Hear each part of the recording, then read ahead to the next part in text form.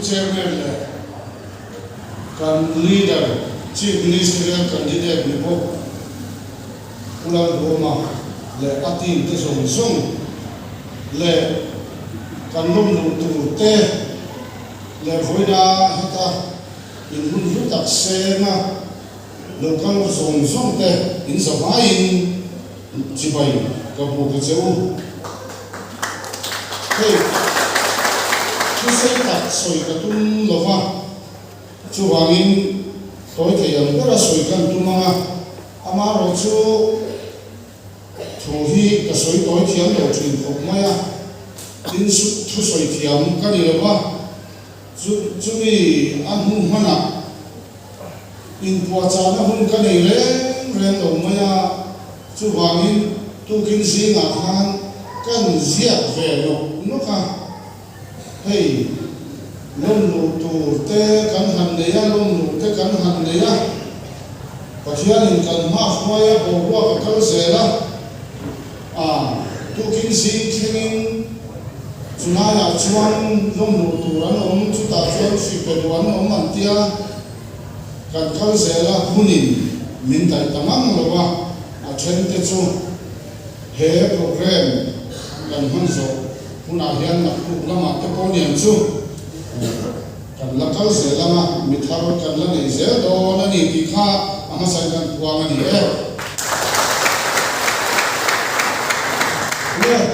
politics a hianin ka om na chu rei ve ta le maya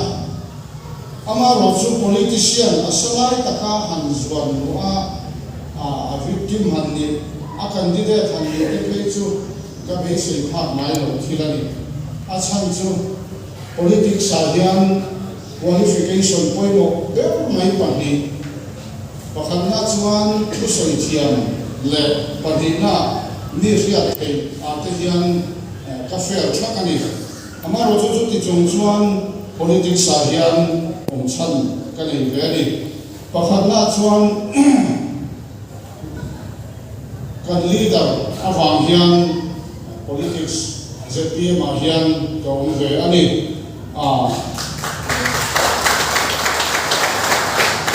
kan ve a khuan kan chho khom na china pathing rual pasari pariat ve mo khi kan thu khom ani ta chuan politics an soya an be dong dong khop mai atam ber kha chuan in mi then khat khanin pu so ta hi a cha chuang lo pu so ram thang ko chalo ulam do ma po hi a cha bi chuang lo bang am tia ni ta chuan ni pakhat hianin ke chuan tha ka ti a chan chu a that lo na kala khat lo wa tia ni ke ko chu ka ni nga ni a that lo na hi kan na ko so wan ni voi khat tam trang khat kun ma chung hian he mi zo ran sum bom hi han en kol ve chin se la chu ti hu na chung a that le that lo chu kan sia ma chu wangin tu na hian a that lo kan la ve lo chu wangin min en chin ro ama ko hian a ti renga kum som thum pa ma chung min en chin tu rin ti hian mi zo ran mi puite alo som to thina tuna ro chuan en kim tan hun huwa ka ni ti am khan voini a chuan neutral te so khan ri thok te party a bu lo chin hi chuan in en chin hi an tum to wangin pathian zara kan so khan nei don ni in alam ta ni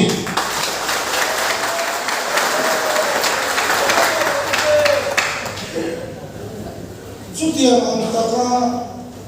kum som thum pama chung me lo liam to a hian ni khat pong in na sarkar pui lo chung hian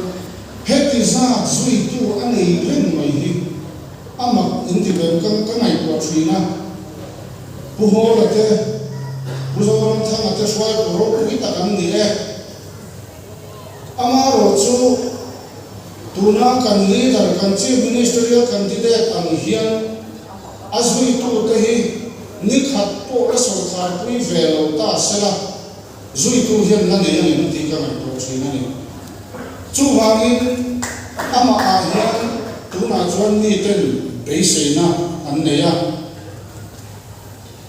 ka zui rei ta ko mai ke ai zui rei hi an om bi ko lo mangai ka te chui MNFN kan tir tang khan tun thleng hian kan la in zuya ka khethiam ve to kin ka fia a chu wangin Mizoram sum bom hi aputa hian handa ve chin op ila ti hi ke po tun la ya neutral tele zoram ni pui tena an mai dan hi ka mai dan ania chu chu tu na heta ka on chan ko khata ni e chuan panina chuan policy bangin zepia ma hian ka omani kan tile thor khotange engwangin ne chutiam chu ri omna chan di chuan ke chu ni china ka soi dong khan mi te ka thei lo mi ti long po ka thiam lo hei khoso kho pui chung hi in ko ki pin ka lo chuak vek ti la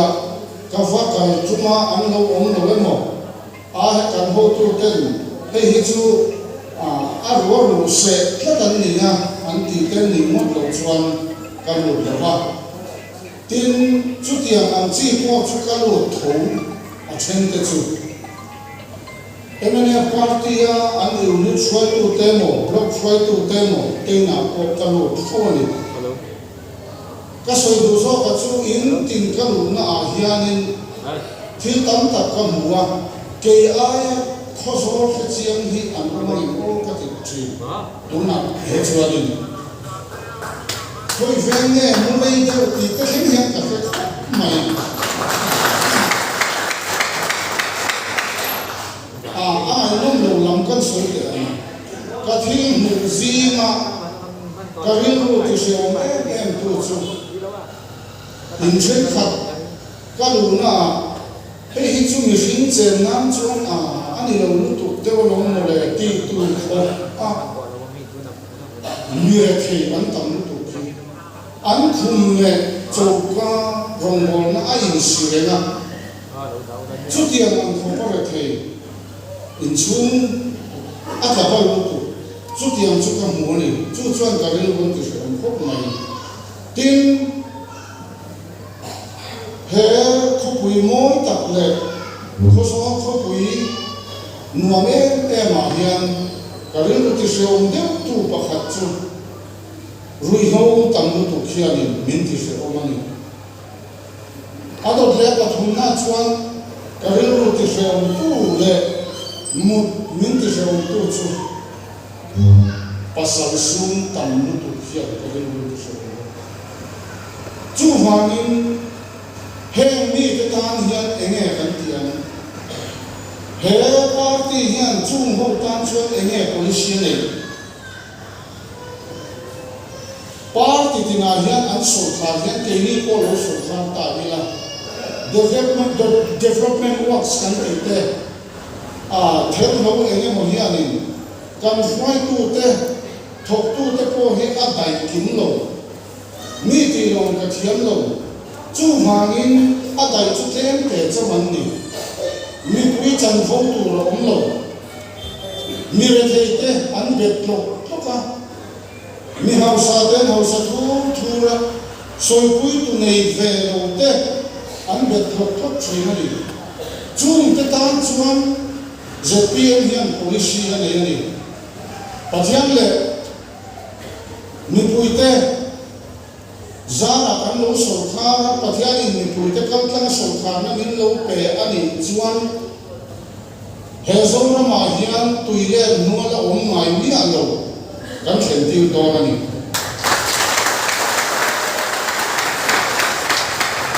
chu eme march kha a phian ZPM chuan budget a phar ve ron chu ti huna chuan kun na thok tu te ta a khanin budget siam to don soi pui kan mai to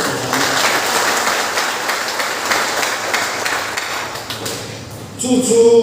ka om chan pakhat ani thì chuan kal thung thar in kan kal to do na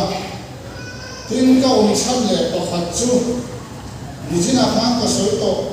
rui lo nga yang tam nu tu tin pasal su nan tam nu tu he hian nin ki ferom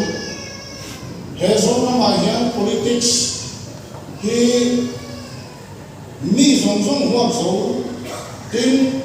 kan party policy kuiber pakhat na chuan herama hian zoram politika hian pathian ram thentir ti hi kan da thapani chu ka chan ani bokani chu wangin hem zong sunga hian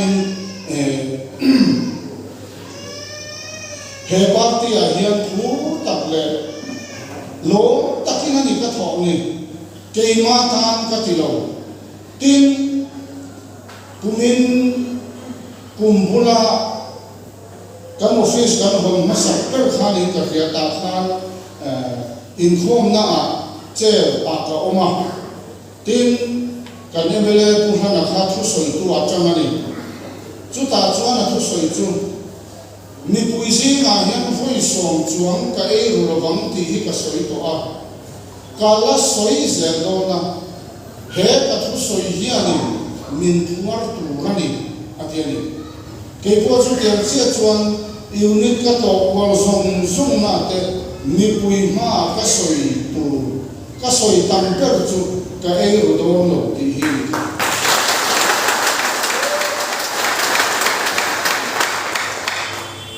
ni pui te sa a thang thin kan lo ni ve ani mai chuan dik takin kan ti ang ni china kan than tu in a soi am khan thu dik thil dik ngai nat mai ni lovin hriat mai ni lovin ati in kan ti do ani tin kan di de zong te kan ho tu ten min ko khom fek ani ka e u don lo ti zong ban phar ro an ti ya a phar chin chia te kha kan di de ta an nen potani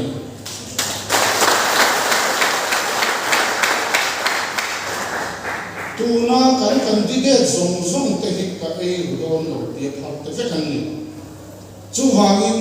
he nam hian khoi lami mo chu a hoi to nge nei do ni kan ti be dong thiam ve to lo ti chuan ni pui ra the em te ka mu a kan opponent te kan party pakhat te aw la hi a chen deuh nin ka hria an soi lok ka do chu pathian le kan ram tan an tu chi mi chen khat chuan ram an mai kho mai ram sa tak te pon nei chu ke ni chuan pathian le kan nam tan ti kan soi ani tu na hian he nam hi adam lo chuan arama hi chu en ma ti thei lo ram chu ram ani mai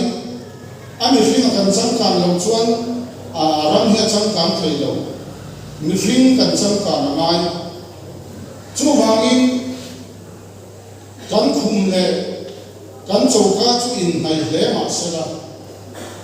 hei te hi le pham ro ti ya khunga mu ren chuan chauka va pan na hi chu hlat takani chu wangin he constituency a hian ka kal nem ta be mai ka mu amin ti hreu tu de chu mira thei te pon dam lo ve thei tho ang dam lo kan na amaro chu in en kol na tur kan nei lo chu ti la ya chuan an tuar to thoka ato kho ka dam do in te kan han pan ve chin phosol hian district hospital chu nei ve nei mai amaro chu he khotlam mi te hi kan khong ai tha mo tu kan dam lo hian kan koi mai champha ya min ri fara champha in ai so nan te kan chu thale a chu ti reng chuan kan koi mai chu wangin he nam hi adam mai ni chu ta tang chuan he nam ta hian soi pui tu nei ve lo kun na thok tu te ta hian an thorin ra an sen ve thei na tu rin he party hian ni china ka soi tu am khan kan lo so khan ni chuan Mars travel hora khianin zongro la ongai lo kan ti don kan ti kha ti chuan atop na chuan keima mi mal hi han soi ka do hey mi chen khat chuan khosol pa ain khosol amai na chan tu ra lo an tia ni khosol pa khani lo hi kalom khop mai voila lo ka khom song te hi ka chung te ka thedom kho veng te kalai na te in ni feka he constituency chunga khwale tui saum tak in safa hian ka chung te vekin ni pathian le mi puite sara lo sorkarin athina lo tang ve po ni ila kan mit tidel tu laina min tik min fwai koi tu ka dei ve lo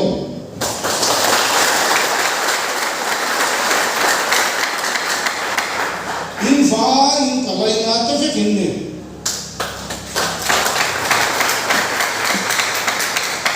development works min alo thoka in sub building sub anemo lungret anemo kongsia anemo thang zong na thok tu te surprise visit vani nam lo tu kani chuan ka bang na don chu wamin min han chin ve de u thi pakhat chau kan soilok ten house to house kan pe na kan lu ta a helai a hizong mai thai ni ya a we mai lu lo bang an te a mai thai na mai chuan lu te an ka tia lo lu via tak ren boka ta chuan hian lo te ya bu to na hi ko so pa ni a tha ko so ni ne te ke ko ka ko pui mi thata ka ni thil tam tak ati ko so tan ko mi thata ka ni e ka bong thap a thing don nang chui thing don no mi lo ti ha pu mai ni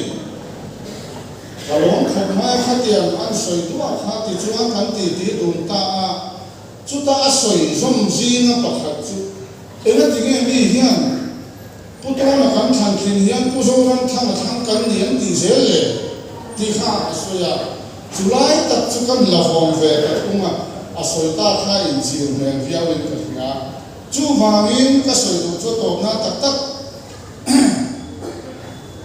ZPN hian ke hi min ron suar lo he policy hi hian ron zor ni he party hian chu ta tan mo phur tur chu ke hi min ron tir mai chawani chu wangin ke min khan thin hian a chunga ale ra kan chief ministerial candidate pulal do ma thang kan ni tu chuan zong na min zo khop mai ena tinge bial khat chawa in din tir dona te min tiani a chan chu neutral le party on bill nei lo te surkhan na thok te than hem min mai pie em tu ten chu tiang chuan bial nia tal din tir ta cheu te min ti an lo thon na chang twin chu congress pun emene beitanova ZPN min beya emene pon an thil ti yan na thota soi ham lo khopa ZPN min beya an pahila min be ron ka wang hian min la thon puya ni chu wangin serchi bia la te ko hian hun en tin mo a in helpel relanga kan pu hi alo tamai lo wang mo tata se en tin nge niam te min ti ani ka chan na chu hi ni Chelsea bia la khian a thadon lo katia ka alo ka pal thia ta se kan tia lom yani chu tia na ta se alo ni ero chuan a chi minister thovam sorkhan na tham kan ni chuan ama ni malan lo be khona alo ka ni kon a chi minister thovam ama ro chu tharu chungin than thin ani le na yana Chief Minister ani don a chan chu VUC Chief Minister ta na amon doctor ani tlatani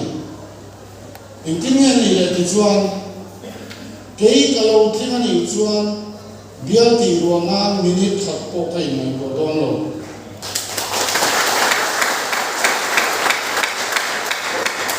chu hangin he bial mi pui te hian w chuan ko mai than tin hian